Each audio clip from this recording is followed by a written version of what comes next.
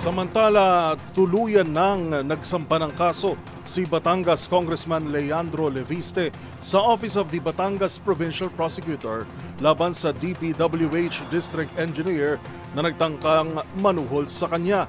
Live mula sa Batangas, nakatutok si Giselle Ricafort. Giselle. Kinasuhan na ni Batangas District Representative Leandro Leviste si DPWH District Engineer Abelardo Calalo na umano'y nagtangkang manuhol sa kanya para pigilan ang investigasyon sa mga infra projects sa kanyang nasasakupan. Kabilang sa mga ikinaso ng mambabatas ang direct bribery, corruption of public official, paglabag sa Anti-Graft and Corrupt Practices at Code of Conduct and Ethical Standard for Public Officials. Sa press conference ngayon lamang, ibinunyag ni Leviste na umaabot ng mahigit 300 milyong piso kada taon ang SOP o yung kickback mula sa mga proyekto raw ng DPWH na nakalaan umano para sa congressman ng unang distrito ng Batangas. Sa kanyang sinumpaang salaysay, sinabi ng bagitong kongresista na sinabi raw sa kanya ng district engineer na gusto ng mga contractor dito sa unang distrito ng Lalawigan na makipagkita sa kanya.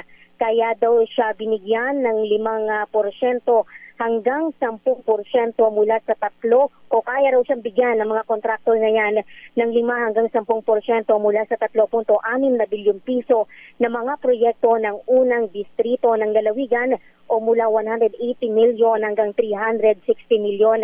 Ang paliwanag daw kay Congressman Leviste ng DE na kanyang kinasuhan ay natutuwa raw kasi yung mga contractor sa kanyang mga programa dito sa unang distrito para sa edukasyon, kaya gusto raw siyang magpadalhan ng suporta at yung isang contractor daw ay handang mag-withdraw ng initial na 15 million para sa kanya kinabukasan. Tinanong natin kanina si Congressman kung ilan ba, gaano karami yung mga contractor mapit sa kanya o yung gusto makipagkita sa kanya para nga magbigay ng lagaya. Ang sabi nga, nasa 20 hanggang 30 yung mga kontratista sa unang distrito nitong Lalawigan at marami. Hindi niya maibigay sa atin yung numero pero marami daw yung mga humihilot doon sa kanyang isa sa gawang investigasyon kaugnay ng mga sinasabing anomalya o irregularidad sa mga infra project dito sa kanyang nasasakupan.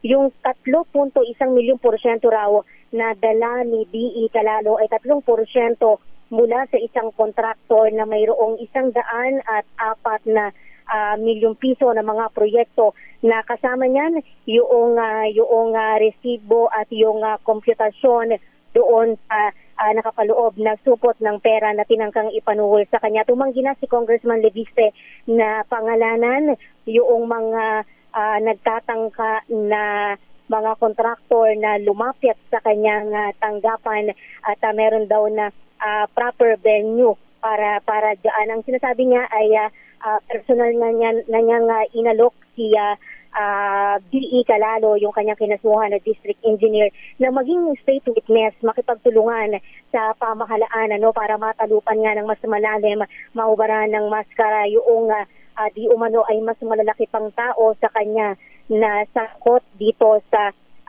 lagayan.